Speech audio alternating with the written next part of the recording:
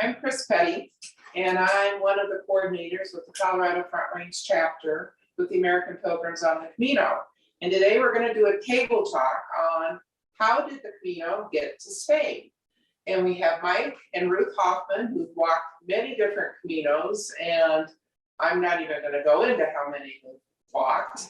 And Sieben, who's a mendicant pilgrim, who's walked many, many miles as a pilgrim throughout Europe and also Asia. So let's get started. I'm going to share the screen and we can show some things a little bit. Is that okay? Sure. Okay. I think I was the one who kind of came up with this subject when we were talking, what are the questions that I get asked frequently about the Camino? And one of them very frequently is, well, how did it end up in Spain, where you had the great pilgrim destinations of the Middle Ages, of course, to the Holy Lands, pretty far away, pretty difficult to get to, but it was a great pilgrim destination going back to the 3rd century for Europeans. And then you have Rome, of course, which had become over time the center of the Catholic Church and the popes, and lots of things happened there, really important apostle tombs, everything. But then Spain, how did it end up in Spain? It just seems like the corner out in the Atlantic Ocean, the corner, how did it end up there? So I'm responsible for the question. But you guys are, I'm sure, with all the time you've been in Spain and hospitaleros in the pilgrim houses, you've probably been asked questions similar to this or heard discussions, and you can't help in Europe but pick up on history. Right. Just start, far beyond what we would learn in high school. But so with the history. So I've given a lot of thought to the question and participated in many discussions. How did the Camino end up in Spain? And I think it's a multifaceted answer.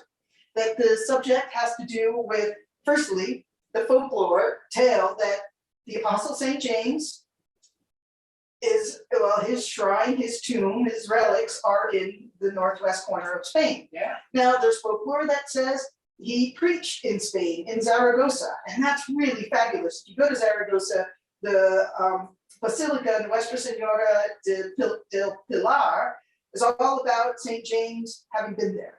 So there's kind of credibility. Then throughout the early history of Christian history in Spain, there's a lot of early artwork with references to the Apostle St. James. So whether he was there or not. Well, we know from Pentecost, the apostles went all over the world, and they're committed. Then St. James went to the Iberian Peninsula. And we don't need written records to show that when we have all of this cultural, supporting that. So, okay, it starts with a great story, but there were apostles, 11 other apostles, and St. Paul. So we have lots of other places that could potentially be really important pilgrim shrines.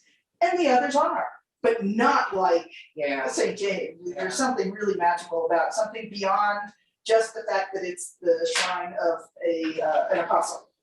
So looking at the history in the 1st century, what else was going on in Spain when St. James may or may not have been there? I believe he was, so he was there. What else was going on? The Romans were there. And where there are Romans, there's an infrastructure. There are roads, there are bridges, there's trade networks, there's cross-cultural exchange, there's lots going on. And the Camino Frances now, especially in the area near Ponferrada, were the biggest open pit gold mine in the entire Roman Empire. And gold was discovered there in the year 50. That's early. Now, James was beheaded in Jerusalem in the year 44. I think that's well understood. But still, early on, there was this great infrastructure, lots of people coming and going between Zaragoza and Ponferrada, but that whole region, any of them who have been pilgrims, it's pretty mountainous in that corner of Spain. And it's because of mining activity. And when your eye is trained for that, you see it. You see all that. Well, I got a slide up now that shows that. How do you say it? La Medulas? Is that the mine? Yeah, that was the open pit gold mine. Yeah, and then there's a Roman bridge that we see, and we've seen Roman bridges as we walk the front. And you guys especially have seen places This is Ruth and I standing next to a Malario stone on the Via de la Plata. On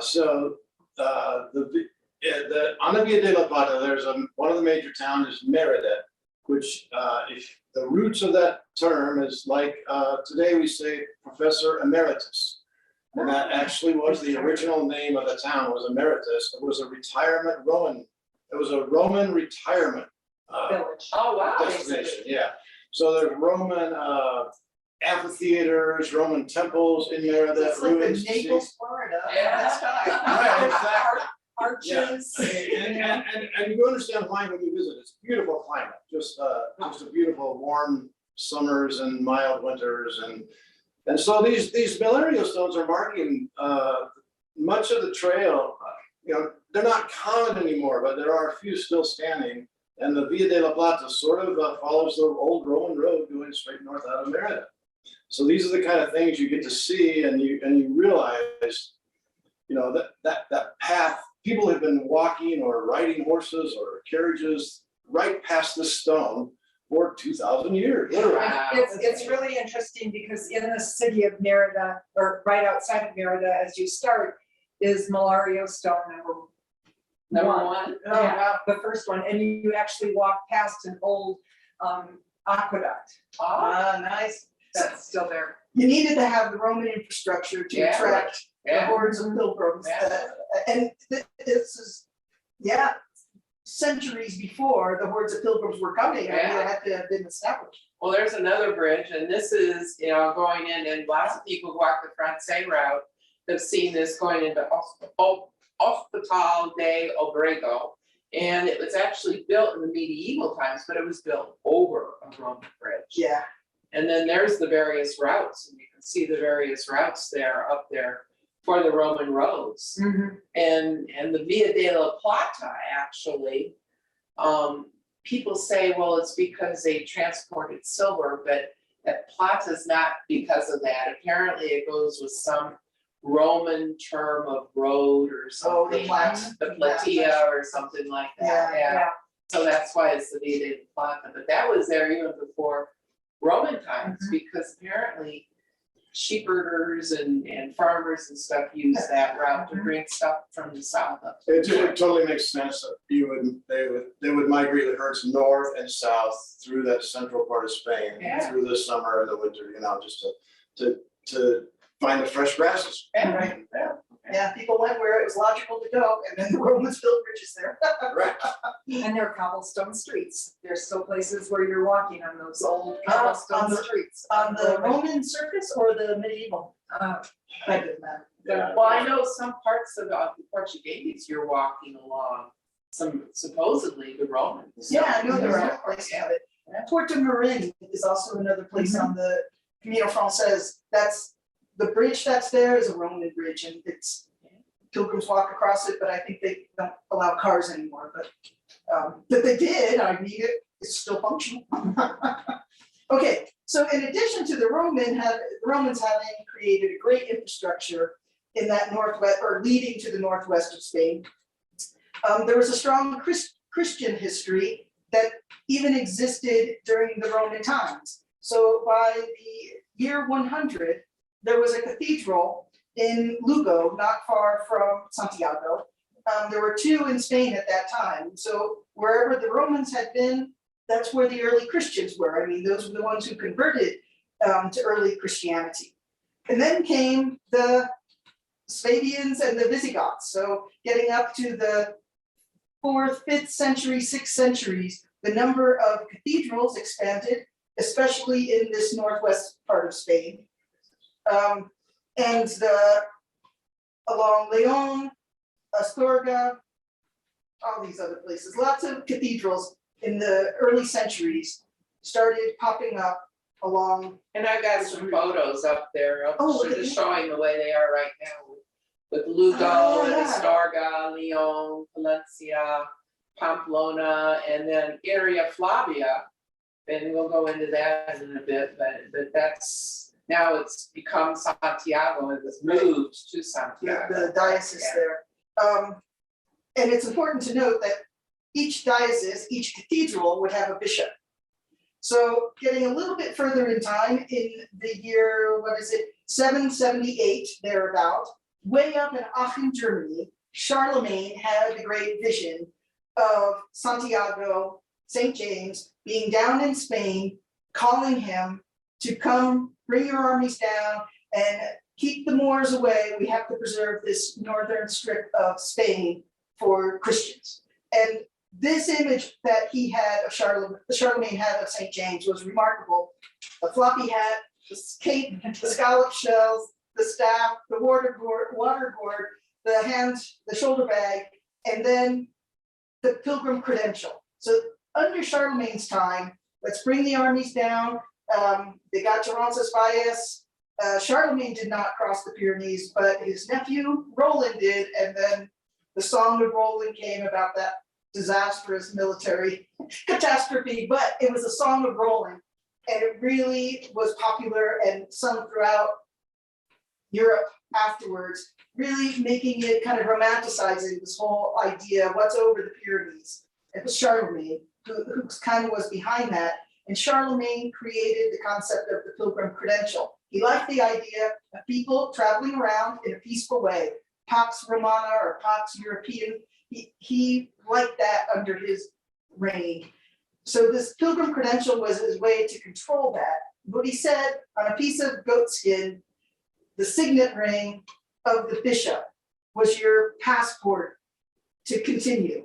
And so the pilgrims had to go bishop to bishop and get their pilgrim credential stamped with the signet ring, authorizing them to continue. Well, as you saw with all those cathedrals, the pilgrims had to go. So at first, they were not going in such a straight line because the cathedrals were kind of not on a trajectory. But over the centuries, as more and more cathedrals were popping up in the north of Spain and France, they really aligned themselves to make it a little easier for Should I the try and pilgrims. find that slide of the various cathedrals? I can go forward a little bit. Should Well, we show that or should we wait? But let's continue, Okay. because we're talking Charlemagne he had the vision of St. James, 778 or thereabouts. He brought this army down to push the Moors further south and keep that pathway of the north of Spain open for Christians. He kept the cathedrals accessible by pilgrims, who followed. But remarkably, it was a bit after that, in 825 or thereabouts, a hermit, Paleo. Paleo, Yes. he had a vision of a light over the necropolis near Iria Flavia. Right. And that became, he understood that was St. James. He told his bishop, Miro, the bishop believed him, checked it out, said, yes, this is St. James. Then the bishop went to the king, Alphonse II, and convinced him, yes, this is St. James. So this is like, 50 years after Charlemagne came Right, down and right. said, St. James was calling me down here. Right. And they're putting it together, and that bishop made his own, or that King Alphonse II made his own pilgrimage to Santiago. You see, the first pilgrim, well, I would say the hermit is, but he made it, and that became right primitivo Right. to get down there.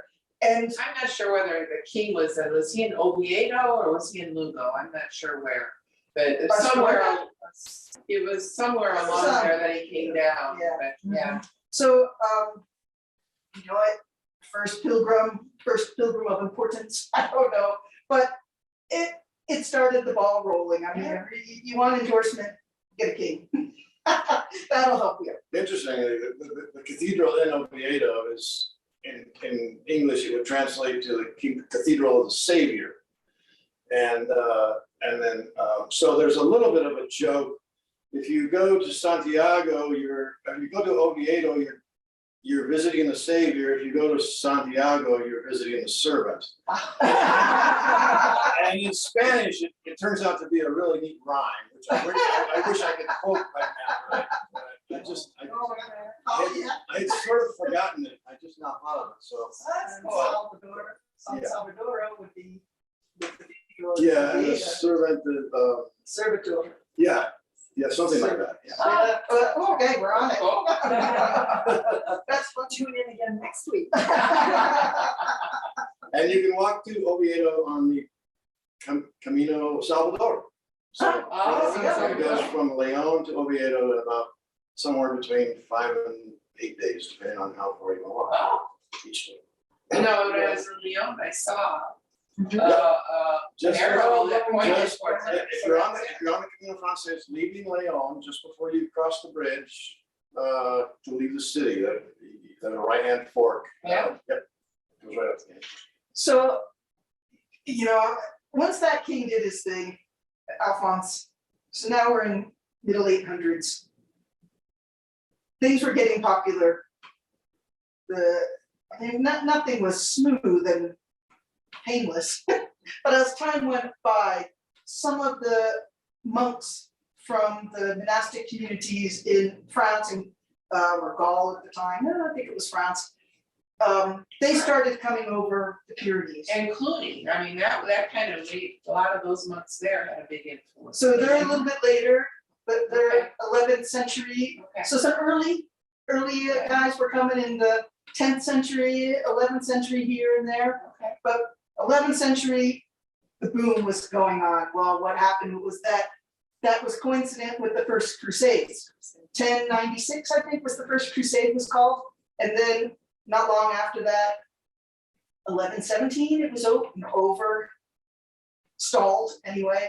And so so many of those monks were moving around, shifting around, the returning crusaders, and they had formed the Knights Templar, the St. John's Hospitallers, Knights of Malta. So these guys, this is all now early 1100s into the 1200s, and all of these monasteries were establishing themselves, invited by the various kings of the regions of the north of Spain. So all of that kind of was shaking out. Galicia, Castile, Leon, Navarre, Aragon, Catalonia, all of these kind of kingdoms, smaller kingdoms, those kings were inviting these monks to come and establish monasteries, and the monasteries were established with the intent of supporting pilgrims as they were coming down. It went hand in hand. And We then had- that ties in with the Codex Calixtinus. Right, the Codex, which kind of documented the cult of the pilgrims and staying in monasteries and how it all works. I mean, what a great concept. And the version that exists in the copy that exists in Santiago, in the cathedral there, was from 1173. So, I mean, it had to have been created Yeah. in advance of that, but it only would have been created, written down, once there was a culture There had- firmly There established. had to be an infrastructure there for Right. that to even occur, Right, because it was book 5 that was kind of the first guidebook. right. Right, and if you've watched the movie The Way, there's a little bit of a discussion about the Codex Calixtinus. And about the middle of the movie there where, and Martin Sheen gives the Irish guy a hard time about whether the Codex Calixtinus approved using a credit card on the Camino.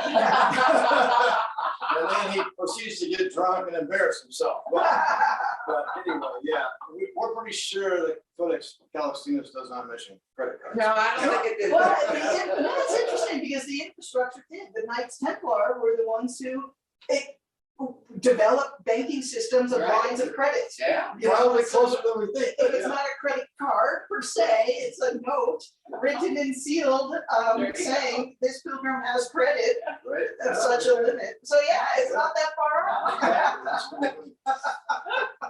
That's pretty funny. The Codex anyway described an authentic existence, culture of pilgrimage. I mean, it could not have been faked, you know, it was only recording something that existed. So it's a very rich, detailed culture. And that culture was really dependent upon both the diocesan structure, the secular church, with all of the cathedrals, but also all of these monasteries. And the monasteries had different, were from different communities. There were the Benedictines and the Cluniacs, the Cistercians. There were Augustines. Augustinians. a little bit different, because the Augustinians, they had a rule that they would report to the local bishop, where the Benedictines and from a certain house, like Cluny, they would report to that house in France.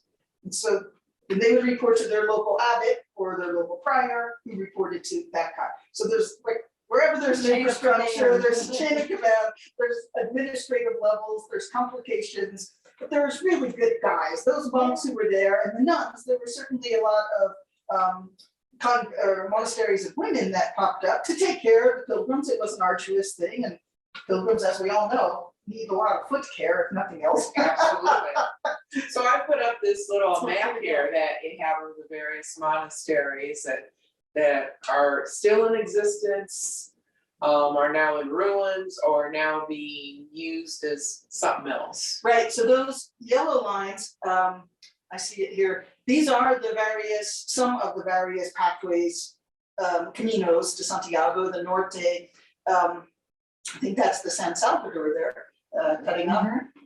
So the monasteries, you can see, I mean, they just clustered themselves around to help pilgrims. And there aren't too many that are so close together that you wouldn't have at least a good day's walk between them. So they were there to support pilgrims. And so many still exist. Some are off the Camino now. They're not along the trail marked with the giant yellow arrows, but they still exist, and pilgrims can still go and seek hospitality, ask for hospitality there. And then there are some that are ruins, which would be really fun to go and explore, because they would show where a pathway was back at the time that monastery was created. So there was not a concept of a singular pathway. There are all these networks of pathways. You didn't all have to go together from one pilgrim house to another, especially I would think if people had certain devotions and they knew a monastery, this direction had a relic of someone that they admired, they would go there to see that relic. And this other monastery had a relic of somewhere else, and so other pilgrims would go there. I mean, it wasn't just a moving parade, it was a braided stream. I don't know if it was a monastery ruin or not, but I do remember walking into a staya, and then walking in towards the staya, it seems like there was the ruins of an old hospital that was used for pilgrims from way back then. So whether it was a mini monastery or what, or I don't know. Well, that's the thing too. Yeah. What is a monastery? They don't all have to be these enormous Gothic structures. They could have just been simple. One or two monks stones, there yeah. to help out. Right, a simple stone structure. But a staya is there's, I think, the ruins of one, and then two other ancient monasteries that still continue to this day. So it's a little bit off of the pilgrim path, but you can get there easily and stay at a monastery.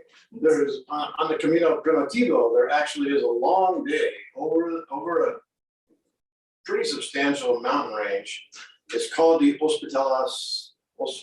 Hospital, basically the hospital route. And very near the top of the mountain range are three ruins of three different hospitals, a few miles apart, each of them.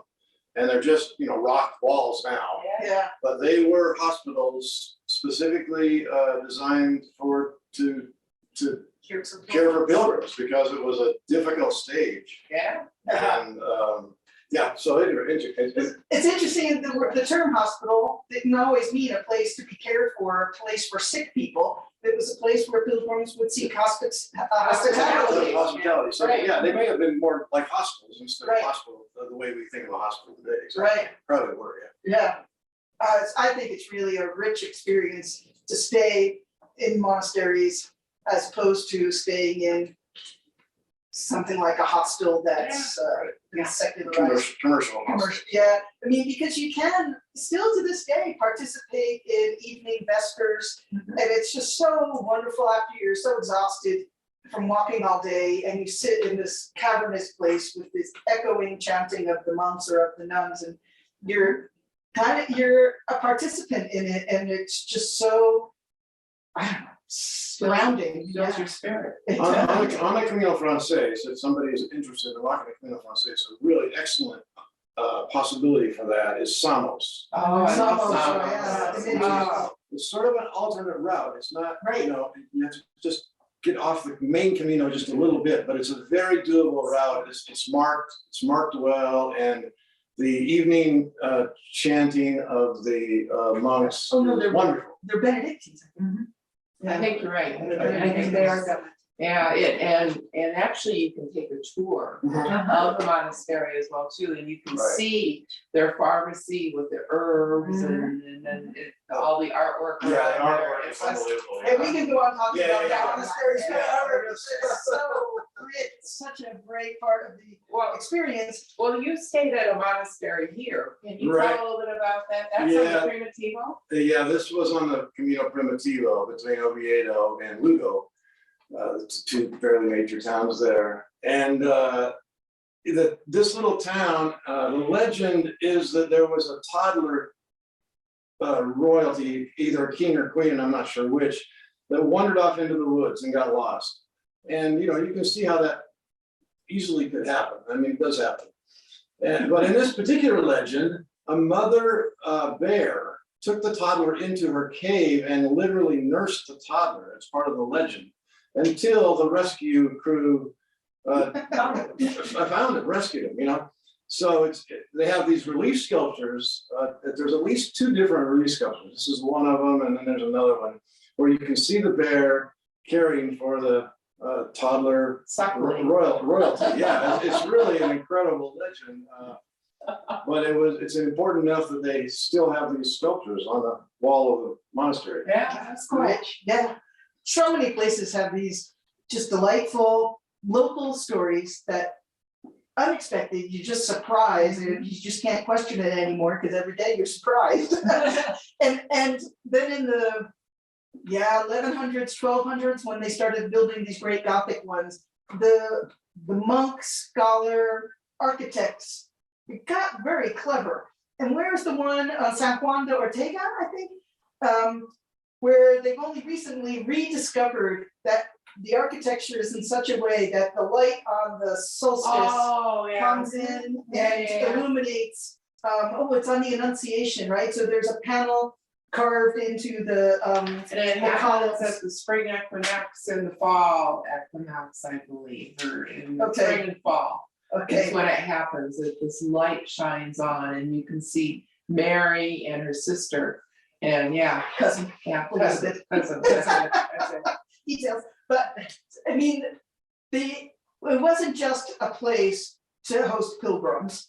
It was a place for worship, it was a place for contemplation, but then such a intrinsic element as carving a window to illuminate a certain scene. This takes a lot of thought and a lot of sophistication. It's not slapshod. And, it could be all overlooked and just lost to history.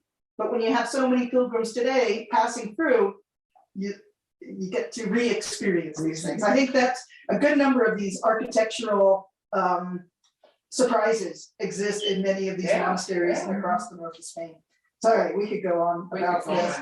But the point is, in the times between the Crusades, when you had so many more Knights Templar and Hospitallers coming down, and the formation of the Order of Santiago, which were Augustine. Go forward, and that just shows the slide showing the Knights Oh, there we Templar. go. Order of Santiago's down here, and then, no, here's the Order of Santiago, and this is the Order of Malta, Right. or Saint John. It's interesting, as a former firefighter, the Maltese cross that the firefighters wear comes from the Malta. Does it really? Yeah. Oh, that's cool. Taking care. Isn't that great? And the St. James Cross, I don't know, strikes me as violent. I just recoil a little bit. But my understanding of that is that when the knights would go off to the Crusades, they would carry with them an iron cross as their mini devotional, like a portable shrine. Yeah. They would tip it into it as a point to stab it into the ground as they would kneel and pray. Oh. It was not intended to be a dagger. Oh, so, because it kind of looks like a dagger. Not a dagger. Stab the ground so you could kneel and pray. Wow. Good to know. So this time in between the Crusades, you had lots of people coming through, you had lots of monasteries being erected, founded, to help the pilgrims, to support the pilgrims. You had the local kings supporting the infrastructure, the bridges, the roads. Yeah, people were making a buck, sure. And here I have the map up showing all the Oh, routes yeah, down coming down here. through Europe. Yeah. Coming from Germany, Czech Republic, Poland, all from distal corners, spilling down. You know, and Word was out. when you think about it, it's so much easier for pilgrims to get to Santiago than to get to Jerusalem. Oh, sure. Because the infrastructure really had already been paved, so to speak, with the Roman roads that all kind of led to help out with the commerce and so forth and so on. So it was easier than having to figure out, take a boat and so forth, or to go parts towards Jerusalem where roads really hadn't been developed as much. Right, and you had Latin-based languages pretty Right. prevalent all the way down, and the symbology of the culture. So you knew, you see a scallop shell, you're on your way to St. James, to Santiago. So if you were to go to Jerusalem from Europe, you would have had this cultural clash between the Latin-based church and the Greek-based church, to just as a level of difficulty. And then after, 7-11 was when the Muslims came up, or the Moors came up through Spain, but they were already, I mean, they were in the Middle East and North Africa. So you had not only a language difference, but a cultural difference as well. So yeah, if you're the pious adventure seeker in Germany, let's see, where do I want to go? Do I want to go to Jerusalem? Do I want to go to Spain? I choose Spain. And even today, if you're traveling in Germany and keep your eye out, you will see scallop shells. Sure. And even if you're walking just the Camino in Spain, the vast majority of pilgrims will not have started, way far up in Europe. But once in a while, you will meet somebody. And if you're a hospitaller, we've hosted several pilgrims that have started, hundreds and hundreds of miles away. Yeah. They walk out their front door and they're on Camino. Yeah. One of the first young ladies we ever met on Camino had walked from Slovenia, and she was eager to point out the one that's not called Slovakia. So yeah, I mean, you can, Yeah.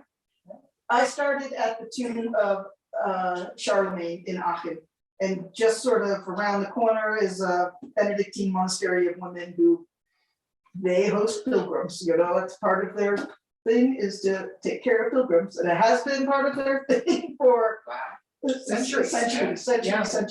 But Charlemagne's tomb hasn't moved. So infrastructure. So all right, a recap. We have the story of St. James. We have stories of lots of apostles, but the story of St. James is a very romantic, attractive story. Then we have this Roman infrastructure that was good and in constant repair during the early time of Christianity. It didn't have the same sort of abandonment when the Roman Empire collapsed, they say, as it did in the UK, what's now England. The infrastructure also collapsed, but it didn't have that same situation in the north of Spain because that mining activity was always still so very active. So then we had this early Christian history supporting early pilgrims and supporting this concept, the story of St. James, and keeping it all alive. There was no dark ages from that perspective. We had Charlemagne outlining the whole pathway of pilgrims and pilgrim culture with the credentials and this Pax Europa that Charlemagne had a vision of. And the Song of Rome. A Song of Roland advertising. Come down here, this is really great. And that was being sung in the furthest corners. Then we had the rediscovery of St. James relics and the credibility that went with it. It wasn't in dispute, it was credulous. So with the hermit and with the bishop and then the king. Yeah. Yeah. And, okay, then we have the infrastructure, the cult developing with all the monasteries populating all over the north of Spain to help the pilgrims. We had the codex being written out, presumably copied and distributed as well. But is the Song of Roland in that? I know there was. Yeah, it's in book 4, Historia Turpin. Ah, And so it's not per se the Song of Roland, but it's the story of Charlemagne coming down. oh, so you could be in Germany on a cold, rainy night in winter, and someone is singing this, and or just having storytelling night and planting seeds. Seems should we go to Spain? That's looking good. Then all of the infrastructure, resurgence of new infrastructure in the Middle Ages, and then of course being maintained throughout that time, and the support of the militant orders. Right. That really helped. I think if any one of these things sort of failed or was absent. Right. The puzzle came apart. Right, the puzzle would come apart, exactly right. Why do you say, why didn't the tomb of, or the relics of Saint Andrew in Patra, Greece, become the third major pilgrim destination in the Middle Ages? You know, there was no dispute where he was crucified. The cathedral of Patra is built right on top of the space. The wooden crucifixion, the X-shaped cross, is still there. It has been tested, it dates to the 1st century. You got a great story, you have all of the folklore elements, but you didn't have the same kind of infrastructure, you didn't have a vision of Charlemagne saying, St. Andrew was saying, come. You know, the history And all the diverged kings there. of the bishops seeing the economic possibilities. There is that. So then in by 1835 was an important date in Spain. That was the dissolution of the monasteries. And I want to mention one other thing before 1835. You know, that the Camino kind of surges and wanes over the centuries. From the interest. The interest in the Camino. Right. Even in the mid 1900s, it dropped off. We talked to people that have walked the Camino like in the 80s, and virtually zero. I mean, just a few. And then all of a sudden now it's over the last 10 or 20 years. 350,000. But one of the things I wanted to mention was Gene McCulloch, our dear friend, our former leader of Our spirit and our soul. of our Front Range chapter, wrote an essay on John Adams' visit to Spain. That's right. And his and son. Yeah. John Adams and John Quincy Adams. Yeah. When John Quincy was about 12 years old. So I do not know the year off the top of my head. I think it was in the 1790 Sounds right. maybe era. Before John Adams was president. I believe he was Secretary of State, but he was representing the US government in some role on his way to Paris. His ship sprung a leak. And this essay is posted on the American Pilgrims website under resources. If anybody, it's a great little summary. It's a great read. It's a great read. I want to read it. Anyway, yeah. So the ship sprung a leak, so they had to port in northwest Spain, and they had Ferrol or I don't know exactly where they ported, but they had a choice of either waiting for the ship to be repaired, which is going to be months, or go ahead and travel overland, basically backwards. Going east on the Camino Frances for a good part of Spain, not all the way to Saint Jean, but most of the way, and then turning north. And they kept both the father and the son kept daily journals, and they mentioned the Camino, and in fact they mentioned that it would be fascinating to be able to do it someday. So there were enough pilgrims walking in 1790 or whatever this year was that they commented on in their journals. And thanks for bringing that up, because I remember Gene talking about it. Yeah, it's a great read. It's in the resource section of the American Pilgrims website. If anybody's interested, it's really fascinating. And John Adams had some little conflict with the Catholic bishops of the day. He wasn't particularly impressed with the way they managed the church at that time. So He probably would have been a Protestant too, having been in the US as Oh, well too, possibly, so, yeah. or at least, The deists, maybe Yeah. generally the deists, Yeah. but anti-Catholic anyway. Right. So- Or as a Spaniard told me, the protesters. So that's interesting, 1790s, I mean, so the rest of the Reformation, or Europe was going through the Reformation in the mid 1500s, but things still persisted.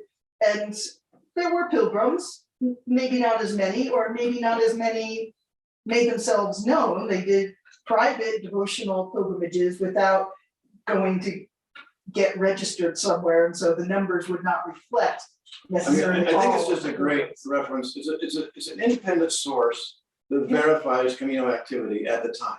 Mhm. You know, so I think it's, you know, yeah. Interesting. Well, and at that time too, St. James relics were hidden somewhere. Because they hid them in like 1589 because Sir Francis Drake was threatening to invade Spain. So the bishop at that time or somebody hid his relics and they weren't found until like the 1800s, sometime later. So, yeah. Great. Yeah, this is a really rich history, I keep coming back to that. So picking it up, 1835, dissolution of the monasteries, so that kind of took, pulled the carpet out from under the pilgrim infrastructure going. I'm sure all of the private householders along the way would take in pilgrims. I'm sure they did anyway. Pilgrims didn't necessarily find a monastery every night, but once the monasteries were dissolved, well, Where do they stay? Yeah.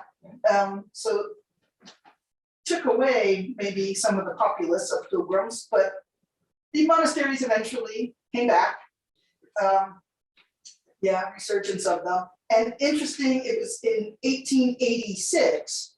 So 1835, the monasteries dissolved. 1886 was when the codex was rediscovered.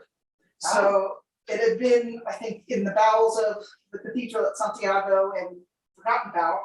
And someone had dug it up and said, hey, look at this. And of course, it was in its original medieval Latin. And it was in the 1930s that some scholars started translating it from the medieval Latin into Spanish. But then the Spanish Civil War hit. Sure. And the World War II, kind of kept scholars and kept things suppressed for a while. 1944, the Codex was published in Spanish, and I am sure quickly translated into other European languages. I don't know when the first English language translation was, kind of doesn't matter, but we're talking mid 20th century. Yeah. And there were pilgrims coming through. I think there are some records here and there, but then what happens? I mean, the scholars get hold of it through the 1950s, the post-war time. They were a little distracted, but the popularity increased. I'm not sure when, but I understand that Francisco Franco made it into a driving route Right. somewhere in Right. there for a touristic economic program, which necessarily then cut out many of the monasteries and other places that are difficult to get to by car. So that's where our I forgot his name, the the priest- priest in Osabrero. Sombrero up on the mountain, that the cars couldn't go up. So, Franco's route went around and he went there with his bucket of paint and just, And apparently the Guardia stopped him and he said, what are you doing? Because they saw these buckets of yellow paint. And he says, I'm preparing for an invasion. he was prophetic. Indeed. So now we're into the mid 1980s. I'm gonna go back to share screen too, because Share? we've got some modern sort of photos here as well. Let me kind of go ahead a little bit. There. That's a monastery that Mike and I stayed in, on the Via de la Plata. Which- Yeah, good. Just to illustrate the economic or the transitional, nature. Yeah, it's been actually, it at one time was a Catholic elementary school in the town. It is now serving as a home for elderly men. You can see them in their wheelchairs out there. And they have mass every night. Pilgrims are welcome to stay there. They put you in an upstairs room and they serve a very simple little meal for you. But you're welcome to go to mass with these residents, which is really kind of cool to interact with them. So there are opportunities along many of the routes to stay at monasteries. Yeah. And they're not all the old Gothic.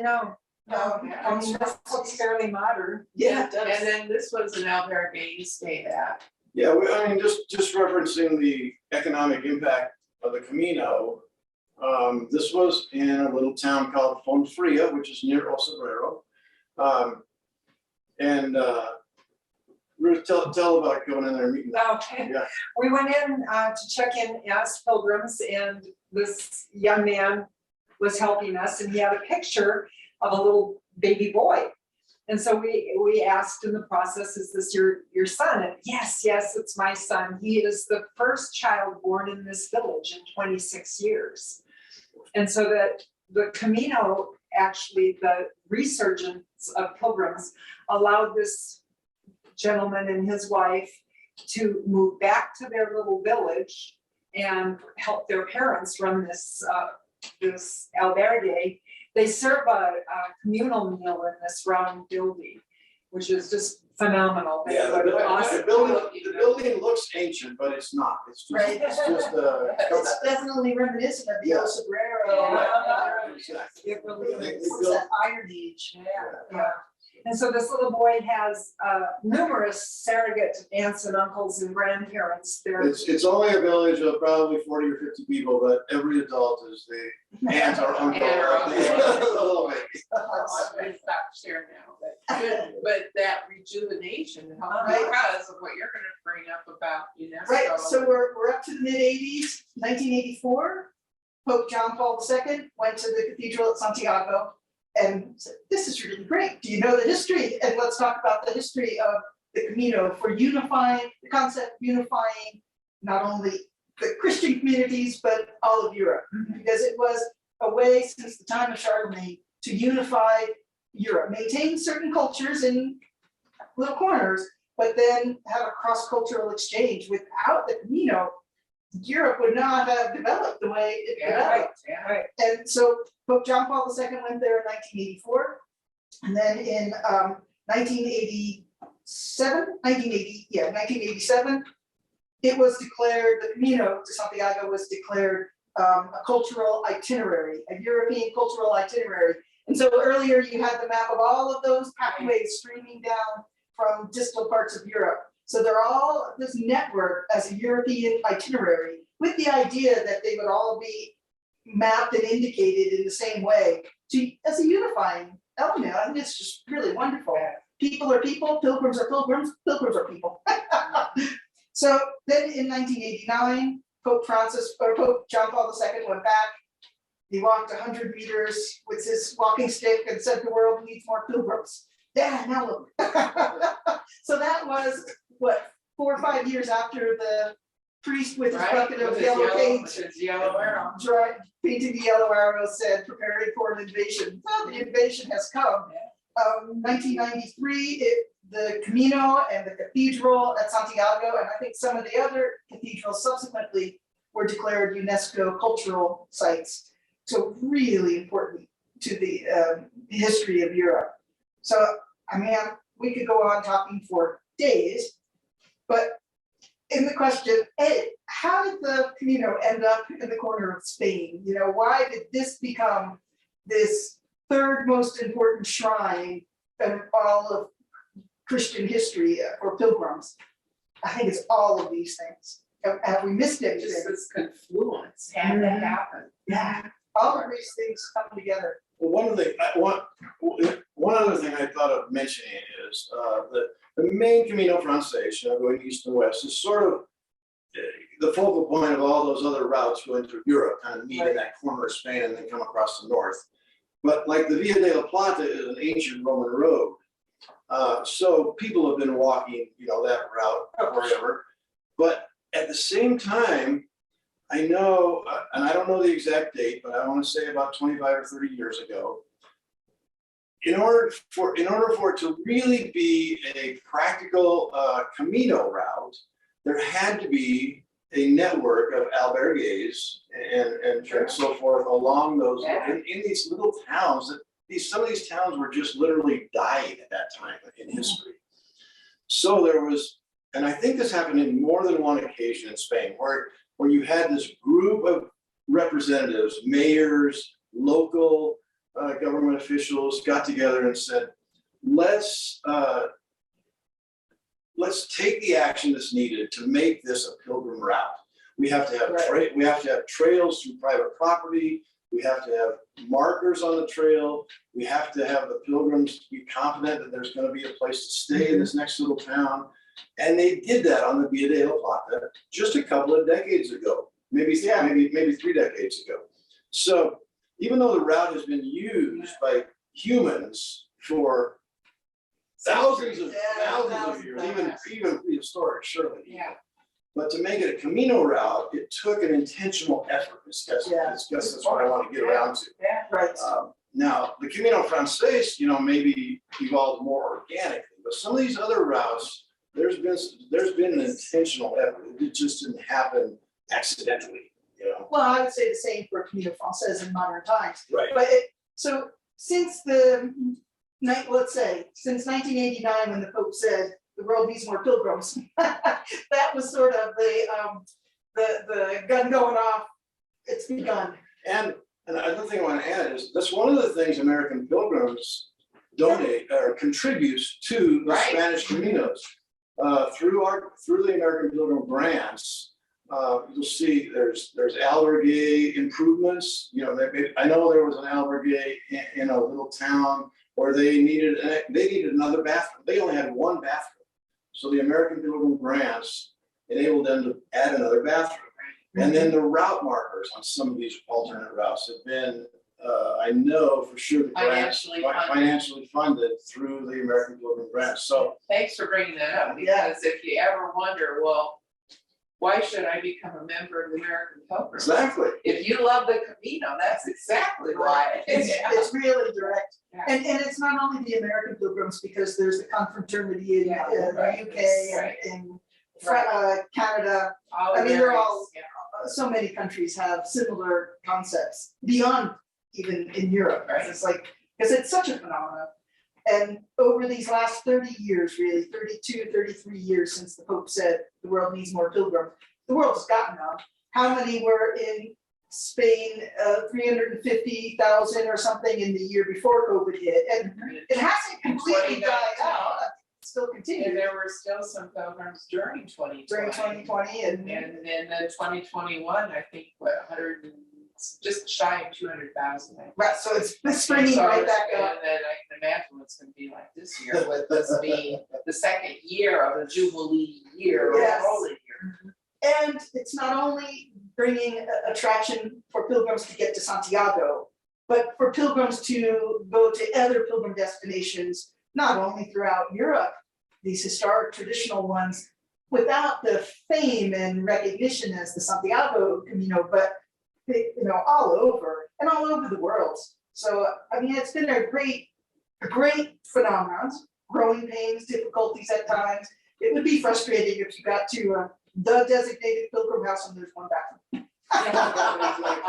Or a non-functioning one. Or, So growing pains, let's call it that. But again, how did it end up in Spain? For all these many varied reasons, and it's a beautiful thing, and I would encourage people to go. And I would encourage people to take a little step further and visit some of these monasteries, especially these ones that are 800 years old, but now 6 kilometers from the marked pilgrim path. It's still worth going. Yeah, absolutely. So just skiing a little off piste. Well, entrance. Yeah. Thanks. Anything more final? I think we covered really in an abbreviated version. Right. How the Camino came to be. Right. How did it end up in the north of Spain? So thanks for joining us today. Thank you. Bye-bye. Well, everyone.